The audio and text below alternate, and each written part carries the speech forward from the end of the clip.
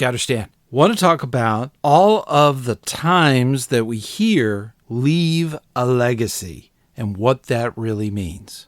Being a better scout leader this year is important, as in every year, not only for yourself, but for the scouts that you work with. You can only do this in a team leadership environment. Putting something together with the troop or the crew or the ship, it's very important that you work as a team. Now, we're going to talk about some of the leader opportunities that come up later in this podcast, and we'll discuss more about what can be done to really put this team together and give it some momentum. Understanding what it means to leave a legacy is a lot like paying it forward in scouting. There are 3 big parts to leaving a legacy, but always keep in mind that every scouting youth you work with gains something from you just being there. And that has a lot to do with mentoring and coaching and helping the youth succeed. But first, be the best leader you can be by being the best trained and the best informed leader. Make sure that all your certifications are up to date. Remember not to become burned out. Now, a while ago, I did a podcast about 5 things that you can do to prevent burnout. As scout leaders, we want to give it our all, but a lot of times that just leads to a burnout situation. We have to balance everything. And in that, the very third part of leaving a legacy is understanding if you're a long-haul leader or a short-term leader. The long-term leader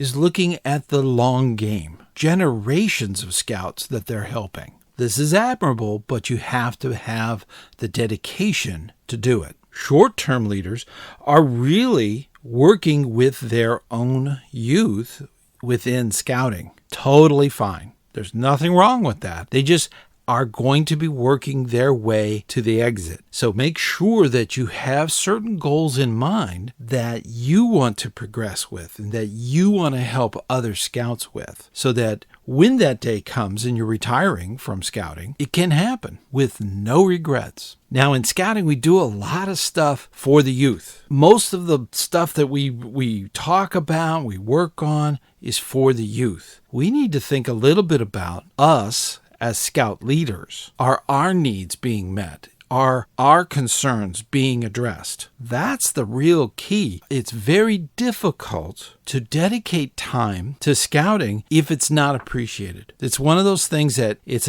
is a two-way leadership type of situation. That is really the biggest thing that a lot of adult leaders lose sight of. They work really hard. They dedicate time. They give up their own vacation, their paid vacation time, to go to summer camp or day camp or something like that. This is stuff that goes unrecognized, and that can be very wearing. It could be as if you're being taken advantage of, and you don't want that feeling. Most successful units come up with a system where they kind of reward the adult leadership. They not only make sure that they are getting recognized for all their dedication and all the time they're doing, but they also have events that they do that comes up for just the adult leaders. One of the great things that a unit can do is have these planning seminars for the adult leaders. Now, often this is just the scout-facing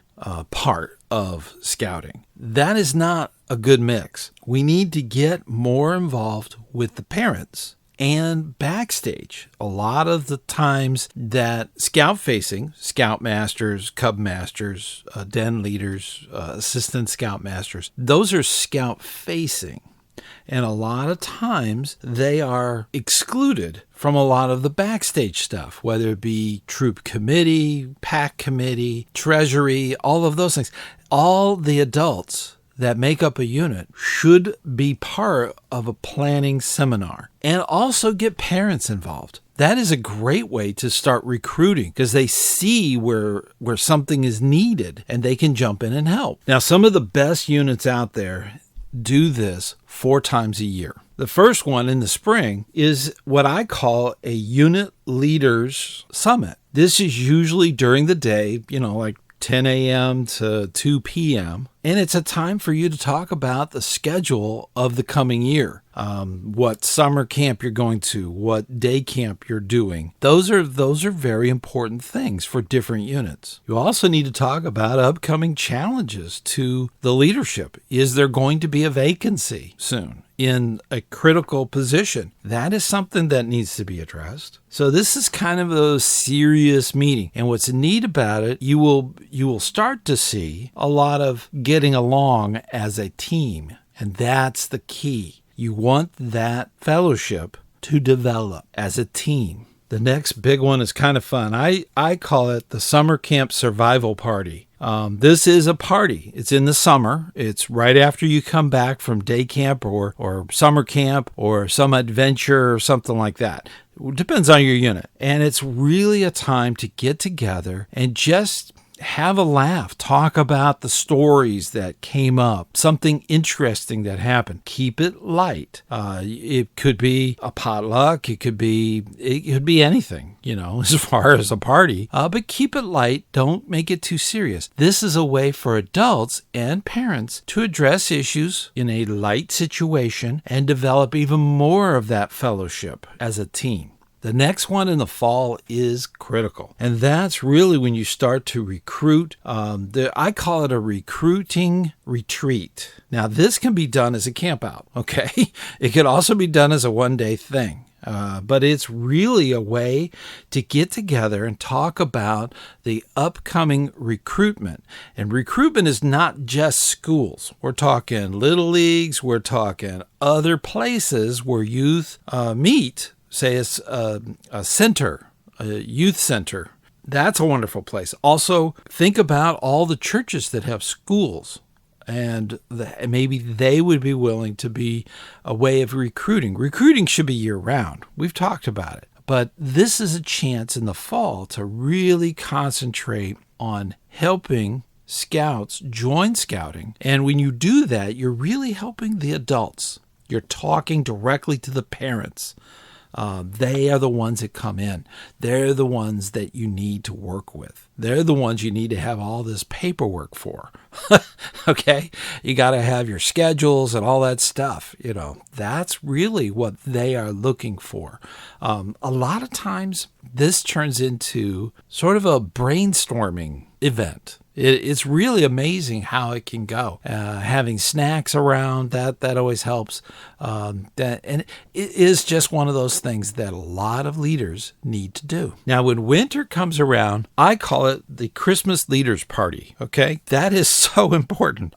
You need to have a holiday party of some kind so that the leaders know that they're being appreciated. And this is just leaders. There's no youth there, okay? It's a party. Okay, it's totally fine to have a potluck.